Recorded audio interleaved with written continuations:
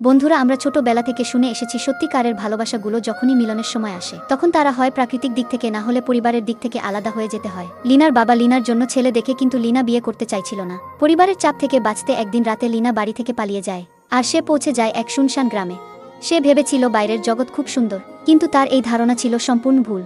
তখন সেখানে দুজন দুষ্কৃতী চলে আসে যারা রাতের অন্ধকারে একটি মেয়েকে একলা পেয়ে তার কাছ থেকে তার সবকিছু ছিনিয়ে নিতে চেয়েছিল। তখন লিনা খুব ভয় পেয়ে যায় এবং তাদের হাত থেকে বাঁচতে দৌড়িয়ে পালাতে থাকে। সেই সময় রুসলানের সাথে প্রথম দেখা হয় লিনার। লিনা প্রথমে রুসলানকে ভরসা করতে পারছিল না, তাই সে সেই দুষ্কৃতীদের হাত থেকে বাঁচতে সেখান থেকে পালানোর চেষ্টা করে, কিন্তু সেই দুষ্কৃতীরা তাকে চারিদিক থেকে ঘিরে ফেলে।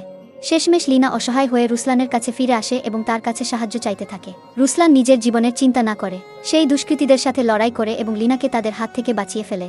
লিনার খুব ইচ্ছে ছিল সে এই পৃথিবীকে খুব কাছ থেকে দেখবে। বন্ধুরা, আজকে পার্ট 2-র জন্য লাইক করতে বলবো না। যারা এই ভিডিওটা দেখছো তারা কমেন্টে জাস্টিস ফর মৌমিতা লিখে যাও।